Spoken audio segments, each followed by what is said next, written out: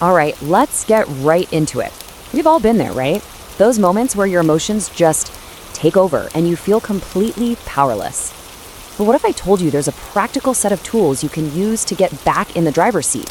Not by ignoring how you feel, but by actually understanding and working with your feelings. That's exactly what we're going to break down right now. 3 powerful strategies to help you do just that. I mean, have you ever felt like that pure white-hot frustration? This quote just nails it, doesn't it? The adrenaline kicks in, you feel that righteous anger, that feeling of being totally wronged. We've all lost our cool at some point, and honestly, it's the perfect place for us to start digging into what's really happening inside our heads in those moments.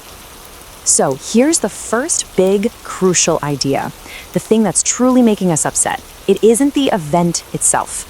It's not the person who cut you off in traffic, or the comment someone made, or that unexpected bill in the mail. No. The real problem comes from the story we tell ourselves about what that thing means. Okay, this is where it gets really interesting.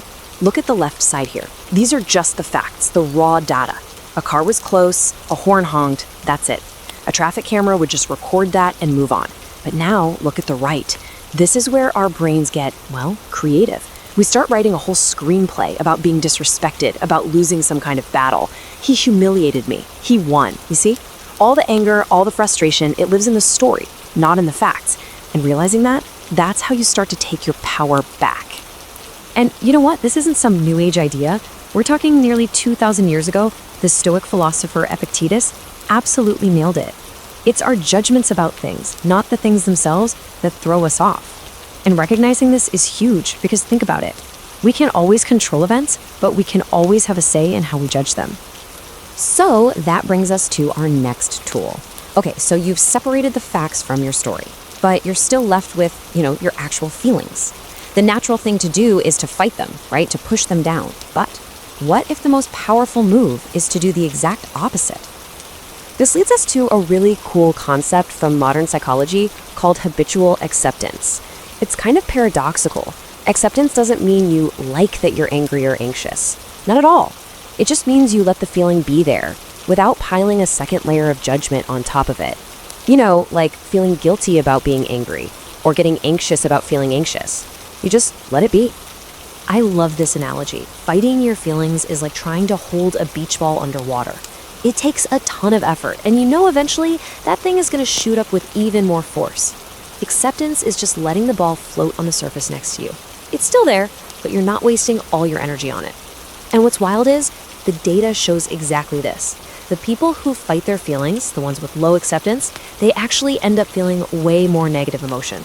The people who just let the ball float, way less turmoil. It actually works. All right, so we've worked on our internal world.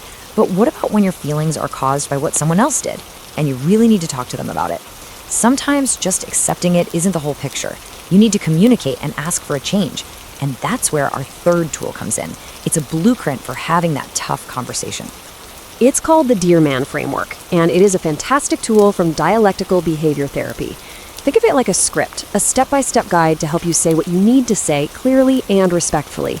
It basically stops a difficult conversation from turning into a big, messy fight. Let's see how this works in real life. First, you describe just the facts. You said you'd be home for dinner, but you got here at 11. See? No blame. Then you express how you feel using I statements. When that happens, I start to worry. Then you assert what you need, nice and clear. I'd really appreciate a quick text. And here's the kicker, you reinforce why it's a good idea for them too. That would put my mind at ease, and honestly, I'd be a lot easier to live with. The whole time you stay mindful, appear confident, and are ready to negotiate. It's a game changer. So let's pull all these threads together. What we've really been building here is a complete toolkit for emotional resilience. These are the key pieces you need to navigate not just what's going on in your own head, but also how you deal with the world around you. So if you only take 3 things away, make it these.